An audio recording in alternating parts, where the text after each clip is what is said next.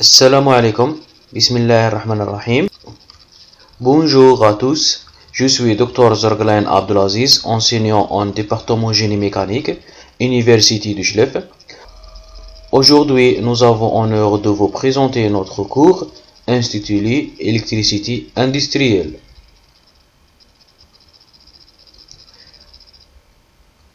Pour bien mener notre travail, nous avons opté pour le plan de matière suivant pour le chapitre numéro 1. Nous allons commencer avec une introduction.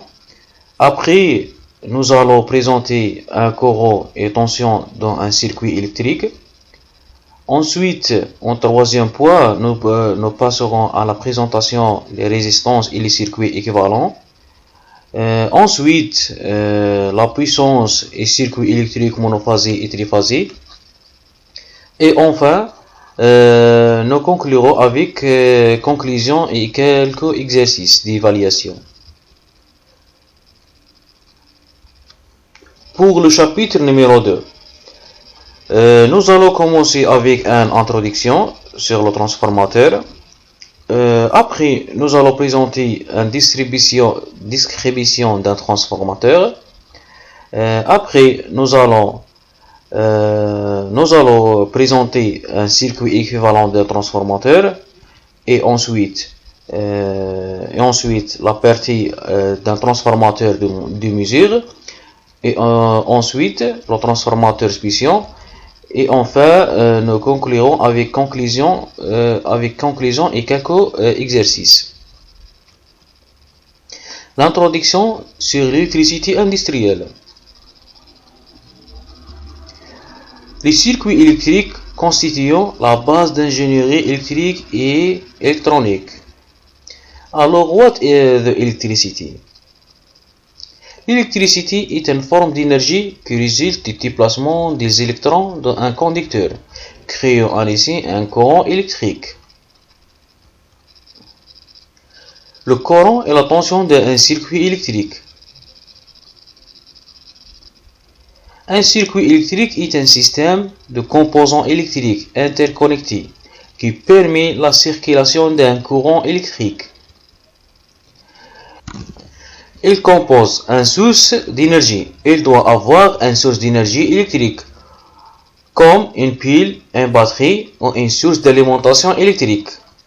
Un conducteur. Les conducteurs sont des matériaux généralement des métaux tels que du cuivre ou aluminium, qui permettent aux électrons de se déplacer librement à travers eux, et une charge électrique, comme un pôle. La loi de Newton et de Kirchhoff, ou la loi de courant. La loi de Newton stipule que la somme de l'intensité de courant électrique et entre dans la nœud doit être égale à la somme des intensités de courant qui sortent de ce nœud. La résistance et circuit équivalent. Branchement de résistance en série. Pour calculer la valeur de la résistance totale dans un branchement en série, vous devez simplement additionner les valeurs de résistance de chaque résistance individuelle. Dans un branchement en série, la résistance équivalente est la somme des résistances. Branchement de résistance en parallèle. Lorsque des résistances sont branchées en parallèle, elles sont alimentées par la même tension V. Dans un branchement en parallèle, l'inverse de la résistance équivalente est la somme des inverses de chaque des résistances. La diviseur de tension. Un diviseur de tension est un circuit électrique simple qui utilise des résistances pour réduire une tension d'entrée à une tension de sortie plus bas. Un diviseur de courant.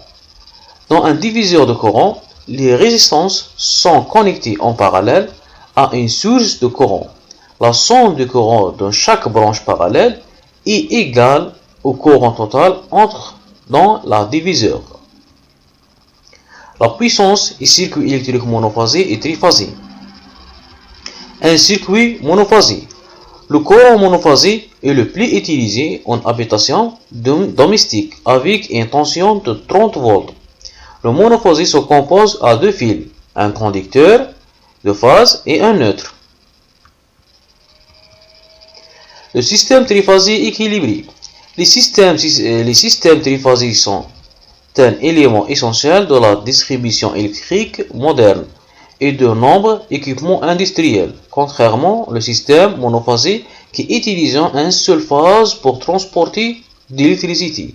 Les systèmes triphasiques en utilisant trois simultanément. L'introduction sur le transformateur.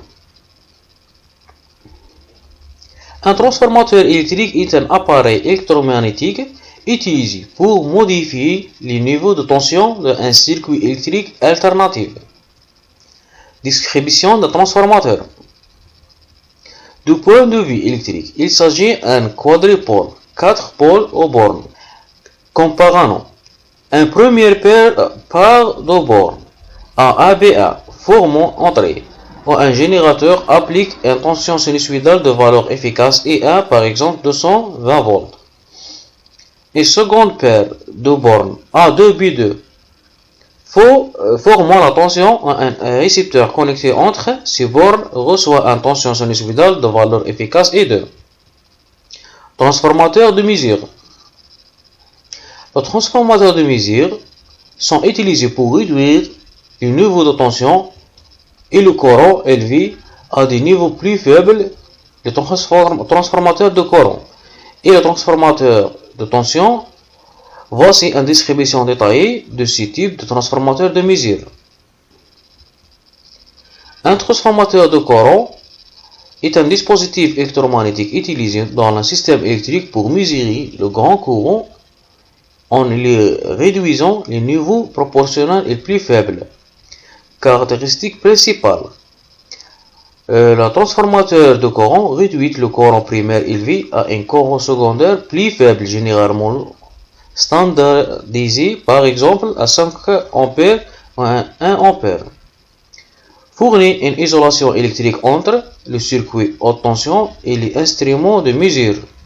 La précision, conçue pour ouvrir une mesure précise des courants essentiels pour le bon fonctionnement des dispositifs de protection et de mesure. Un transformateur de tension est un dispositif électromagnétique utilisé pour réduire les niveaux de haute tension à des niveaux inférieurs et proportionnels, adaptés à la mesure et la surveillance d'un système électrique. Les caractéristiques. Réduction de tension. Le transformateur de tension convertira une tension primaire à une tension secondaire plus faible, souvent standardisée, par exemple 100 volts. L'isolation galvanique fournit une isolation électrique entre le circuit haute tension et les instruments de mesure, protégeant ces dernières des dangers liés à haute tension. La précision, conçue pour ouvrir des mesures précises à la tension essentielle pour le fonctionnement fiable des dispositifs de protection de mesure. La transformateur spéciaux.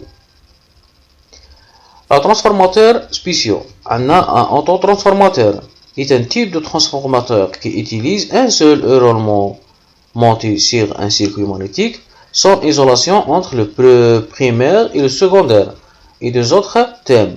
Il s'agit d'un transformateur doté d'un seul enroulement. Le transformateur impulsion fonctionne en régime impulsionnel lorsque son enroulement primaire est alimenté par une source continue à travers un interrupteur commandé périodiquement. Ce type de transformateur est utilisé pour commande d'un thyristor. Le transformateur isolement.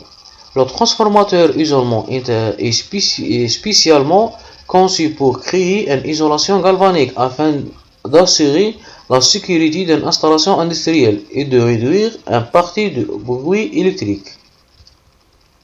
Et enfin, merci pour votre attention.